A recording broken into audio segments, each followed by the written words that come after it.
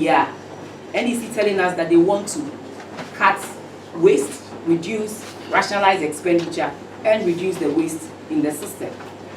They are giving us an expenditure and appropriation of 291 billion Ghana cedis.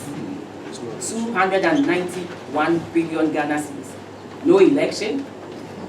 We are cutting down. So they say one thing, and the numbers in the budget speaks to something completely different. That also boils down to the credibility of the budget. Let me come to the uncapping that the minister spoke about. In paragraph 173, the minister stated in the budget statement that they are projecting a tax revenue percentage of 17.2%. So clearly, two different figures are being shown here. But like I always say to people, the real details are in the budget. The real details are in the appendices of the budget. Minister in his speech says, I'm growing revenue by 17.2% of tax to GDP ratio. And then you come into the budget and it's 16.1%. Clearly, there's a problem with the credibility of our budget. Let me come to the expenditures as well. My minister, the former minister, made mention of a 24-hour economy, and so I will skip that. But let me say that when you compare our expenditures in 2024, when we had an election, usually with elections, the government spends so much because they have to give the Electoral Commission everything that they will need to conduct a free and fair election. So when you look at the appropriation for 2024, clearly with an election that was fully funded by government alone, the appropriation was 250 billion Ghana cedis. Here we are, NEC telling us that they want to cut waste, reduce, rationalize expenditure, and reduce the waste in the system. They are giving us an expenditure and appropriation of 291 billion Ghana cedis. 291 billion Ghana cedis. No election. We are cutting down. So they say one thing, and the numbers in the budget speaks to something completely different. That also boils down to the credibility of the budget. Let me come to the uncapping that the minister spoke about. The expenditure measures of uncapping transfers to some statutory funds to enable them to fund other government programs. It's no brainer. We have done it before. And so it's just continuing with what we also did. Every government has its discretion on how to fund its programs. While we cap the transfer to the statutory funds and use the cap transfers funds to fund free SHS and other programs, this NDC government has decided to uncap transfers to GET Fund so that GET Fund will fund free SHS. We have done it before. It is nothing new. We uncap and cap, and it's at the discretion of the minister. Where you find that you need to restore the capping, you restore it. And we did that in 2017 when we realized that NHIS was saddled with a debt of about 2 billion Ghana cedis in claims. In 2016, that was what the NDC left for us, and we made sure we provided enough funds by restoring the cap funds in NHI to enable them pay this. So we have done it before. It is nothing new. And so we were thinking that with the resetting, something innovative was going to come up, but nothing new came up. We have done it before, and it is normal.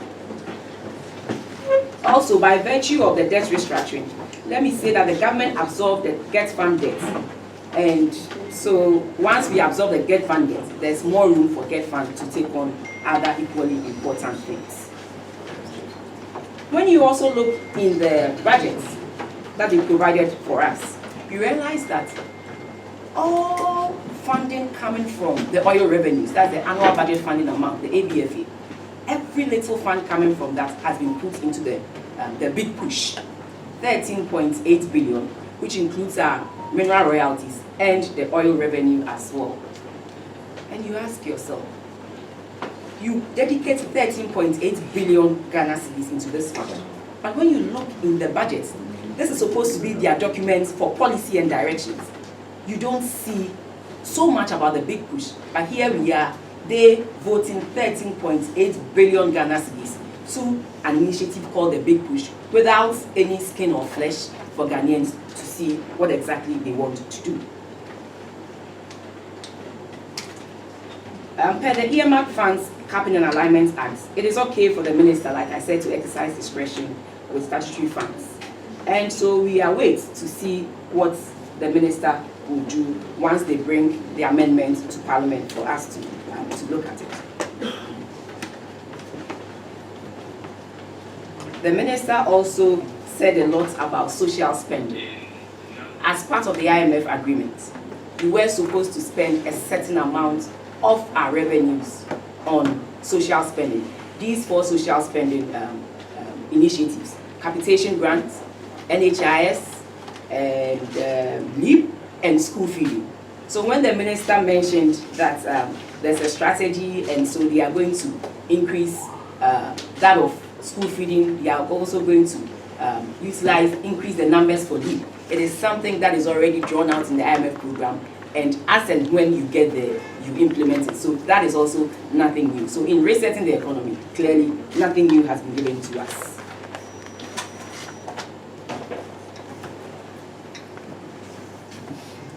Let me also state that for me, I was thinking that, and we were thinking that if clearly the minister wanted to rationalize expenditure, he would have created that enabling environment for the private sector to take up that heavy lifting. That was what we were thinking, that clearly if you want to cut expenditure, give that heavy lifting to the private sector. Come up with initiatives that will support the private sector to take up the employment, grow the industries, and take that burden off government. But we did not see that. The measures outlined to enable the private sector grow, such as the support for women entrepreneurs, agriculture for economic transformation agenda, the rapid industrialization for jobs initiative, among others, are all centered heavily on the government. And these things, once it's on government, is temporary, it's not permanent. And so you cannot grow the economy as you ought to grow if you had given that space to the private sector. So I believe that the budget failed to provide the mechanics of the policy, making all these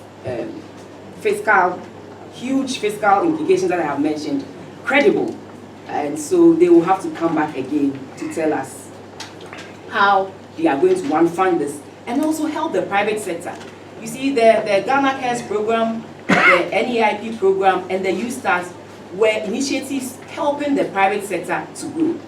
Now, funding has been removed from all these initiatives. The U-Start, the Ghana Cares were addressing the issues of the SMEs. And we know the important role SMEs play in this country. They, give us about 70 to 80% of employment. And then they also sustain and hold the economy. And you heard the minister mention that our growth of 5.7 in 2024 was being led by industry. And so if you take out these small supports that government was giving to them, then clearly we are in for some disappointments in that area as well. And so what I want to say about this budget is that it looks ambitious. But when you look at the numbers doesn't tell that story. Before I end, I also want to put on record that we have seen some new developments in the expenditure numbers. That's a bit shocking to those of us on this side. Look at the compensation amounts under Office of Government Machinery. During the MPP era, Office of Government Machinery had a budget for compensation of 326 million Ghana cedis. And that included the development authorities, included national, the scholarship secretariats, and a couple of other agencies. MASLOC, SIGA, and the others. But here we are in 2025, when you look at the expenditure numbers, the compensation under OGM is 2.7 billion Ghana cedis. For a lean government. From 326 of a perceived overblown government to a lean government of 2.7 billion Ghana cedis, where they have also taken away some of these agencies. Now SIGA is no more under Office of Government Machinery, it's under Ministry of Finance. Internal Audit Agency is no more under OGM, it's under Ministry of Finance. Scholarship Secretariat is no more under OGM, it's under Ministry of Youth and Development. There are quite a number of these agencies that were under OGM in 2024 that have been scrapped, the development authorities. Yet still, you see a budget of 2.7 billion Ghana cedis for compensation alone. They will say that they have added Ministry of National Security. National Security in 2014 compensations budget was 1.28 billion. So assuming you add 10% give or take, and then let's say it goes to 1.4 billion Ghana cedis for national security, and you add the 326 that existed in 2024, it comes to about 1.7 billion Ghana cedis. So there's a clear difference of $1 billion Ghana cedis added to a lean government's compensation. Ladies and gentlemen, we need answers. That is why I say that the budget lacks credibility, and so they should come again. On this note, I'd like to invite my brother, Dr. Gideon Wako, to take over from me. Thank you.